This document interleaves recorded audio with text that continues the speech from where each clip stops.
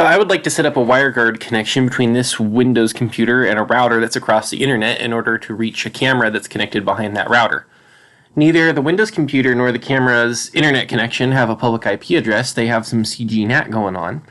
So to solve the difficulties of connecting to dynamic endpoints, I have a server that's accessible on the internet that has a static public IP address, and I want to use it to route traffic between the two dynamic WireGuard peers. This is the IP address scheme I'm going to use. So the Windows computer and the WireGuard server are going to talk to each other with the 192.168.2 network. The WireGuard server and the router are going to talk to each other with the 192.168.3 network, and then the router is giving the camera the 192.168.200 network. So right here in the top right-hand corner window, I have a shell open to the WireGuard server that's accessible on the internet, the one with the static public IP address. In the bottom right-hand corner, I have the WireGuard client on the Windows machine, and that left-hand window is where I'm going to open the web interface of the router to configure it. So first we'll need to install WireGuard. Then we're going to use the gen key command to create a private key and store it in a file called private. The key should only be readable and writable by the owner of the file, so I'm going to change that right now. Now we want to derive a public key from our private key file. And now we want to create a WireGuard interface on the server and call it WG0. And let's give it one of the IP addresses from our chart that we're going to use to communicate. Let's set that private key on that WG0 interface that we just created. And let's bring the interface up. And now we can check the status of the interface and see if we broke anything yet, and it looks like we're good to go. Let's create a couple pre-shared keys. I'm going to create two since we have two different clients, two different peers that this server is going to talk to. So I'll do PSK1 and PSK2, and we have the same issue with the world accessible file. I'm going to make it so only the owner has read and write access to it.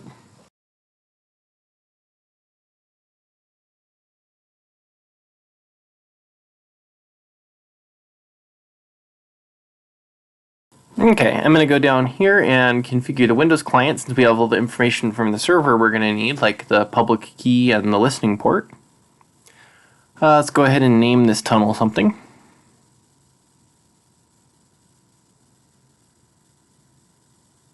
So this address we're going to give it is the one from our chart that we assigned to the Windows client. It's on the same network as the address we gave the WireGuard interface earlier.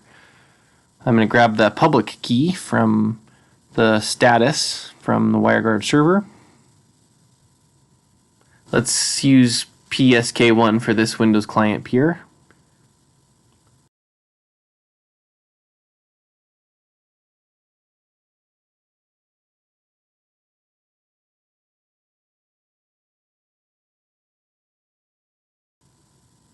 So I'll just copy that out of that PSK1 file.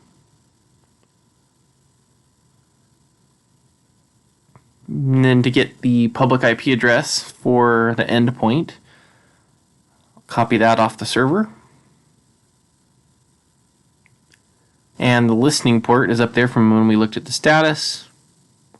So I'll copy that. Now for the allowed IPs list, we want this Windows machine to be able to reach all of the networks from our chart earlier.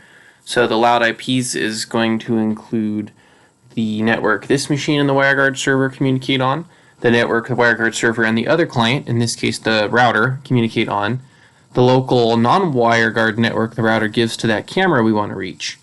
So all three of these networks go in the allowed IP list on our Windows client. The routing reason for this is anytime we try to navigate to an address on the allowed IPs list, our computer is going to realize it needs to send that traffic to the WireGuard server and not try to resolve it some other way or send it to its default gateway or something like that. I'm going to copy this pre-shared key to my clipboard so I don't have to open that PSK1 file again. Let's save that configuration on the Windows machine. It should be done.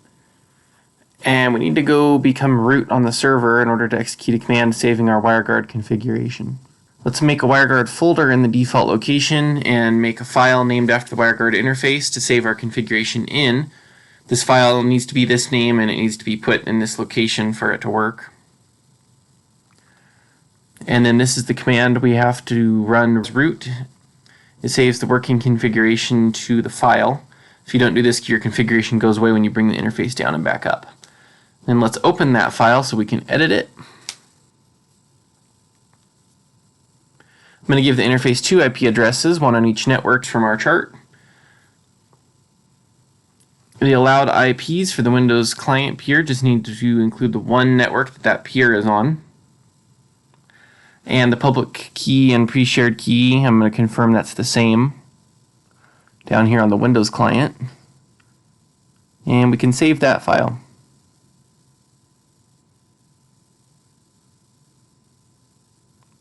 I'm going to bring the interface down and I'm going to bring the interface back up to execute the changes that we just made in that configuration file.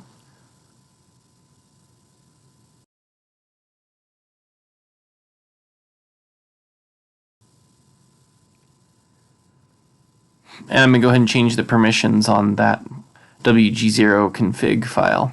I'm going to activate the tunnel on the Windows machine and it looks like we are connected.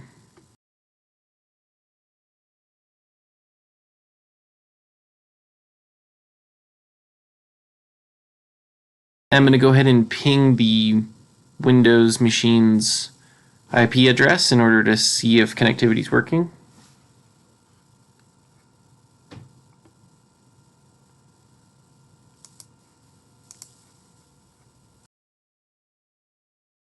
Now that the Windows machine and the WireGuard server are communicating, let's configure the router as the other peer. We're going to go to VPN, WireGuard. We're going to add a tunnel. We're going to give it a name. Let's create the public key, private key pair.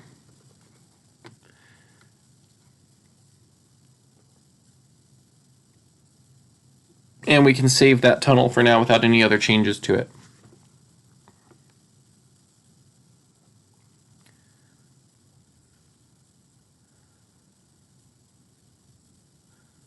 Let's go to Interfaces, Assignments. And we're going to assign an interface with that WireGuard tunnel we just created and save that. We're going to open that interface to edit it.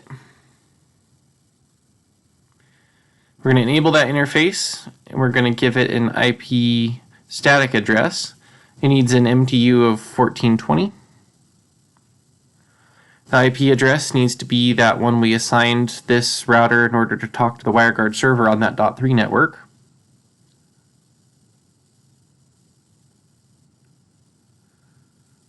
And we can save this and apply the changes. And let's go back to WireGuard and create the peer.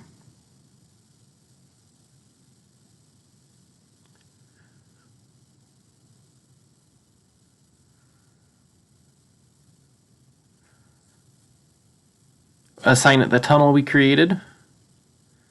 Give it some kind of name. This is not going to be a dynamic endpoint. The server is the one static endpoint in this whole network. I'm going to grab the public IP address for the endpoint.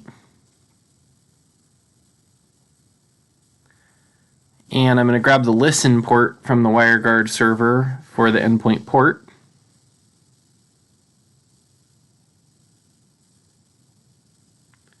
I'm going to give it a keep alive of 30 seconds. Let's grab the public key from the WG0 interface. And we need to go get the pre-shared key. I'm going to use pre-shared key 2 for this interface since we used pre-shared key 1 for the Windows client.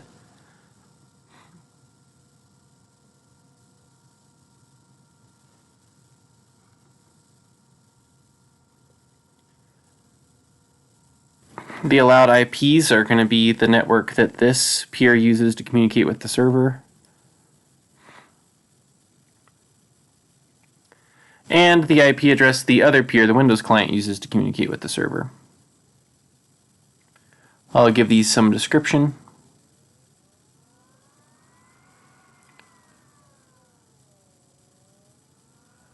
And we can save this peer and apply the changes.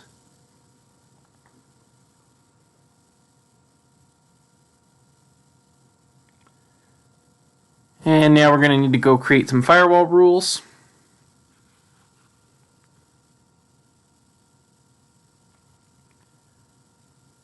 On the WAN interface, we want to allow traffic from the WireGuard server in on its UDP port. So I'm going to say add.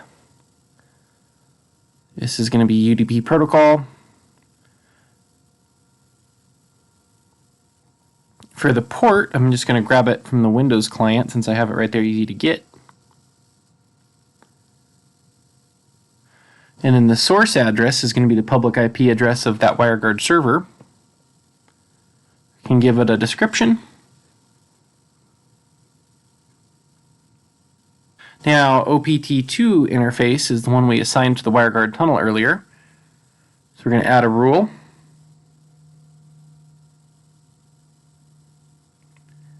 We're going to allow anything from the network the Windows client is going to be communicating with. If you want to go look at the chart, you can see this is the network the Windows client is using to communicate with the server, the .2 network. Everything coming from that we want to allow. And I'll give it a description.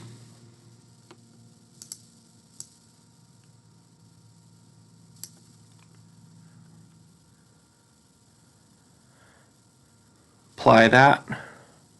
And we need one more rule on the OPT2 interface. This is going to be allowing traffic, any protocol. The source is going to be anything connected to OPT2.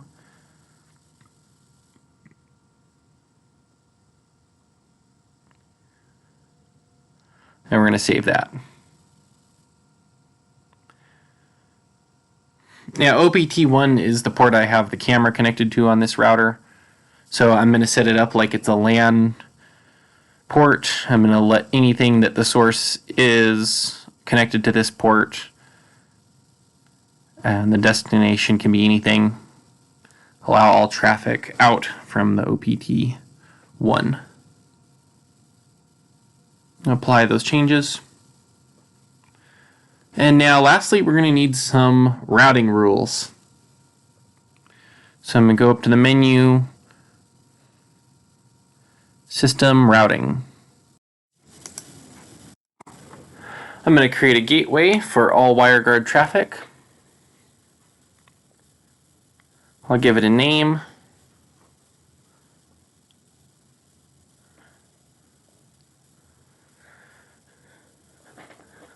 And the gateway is going to be the IP address on this router on the network that communicates with the WireGuard server. So it's that .3 network.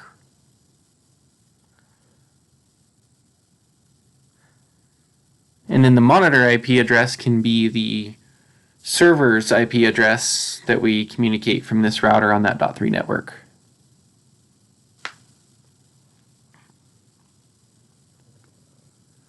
And we can go ahead and save this. And then we need to create one static route because I found the router does not always send traffic to the Windows host IP address. It's in the WireGuard allowed IP list, so it should, but it doesn't always. So creating a static route solves that problem. So I'll go over here to static routes and add all traffic to the .2 network. We want to send it over the gateway of the WireGuard interface that we just created. I'll give it a description and save that.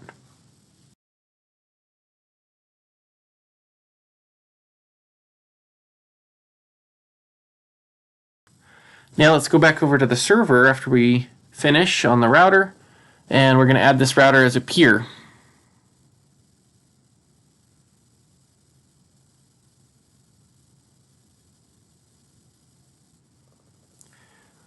So create that new peer.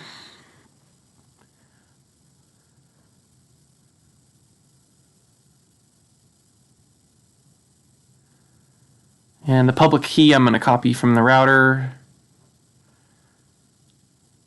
from that WireGuard tunnel.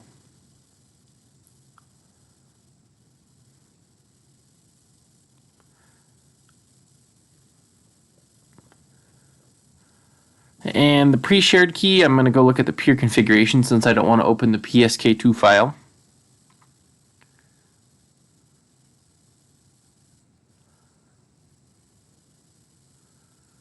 The loud IP needs to be the network we talk to the router and the server on, and it needs to be the network that the camera is on.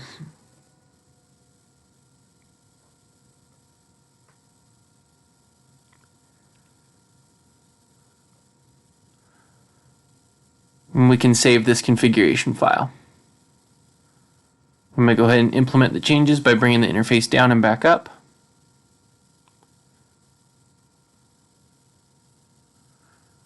And then let's save it on the router side, and I'm going to check on the status and see if we have a handshake.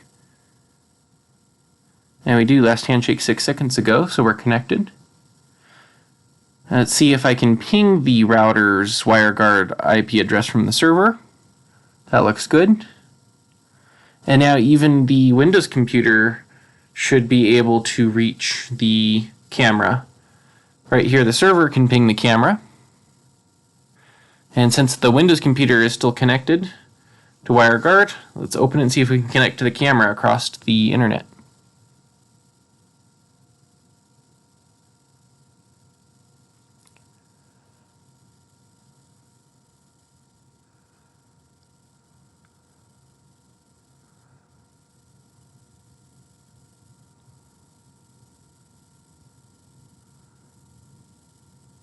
Just like we planned in our chart at the beginning.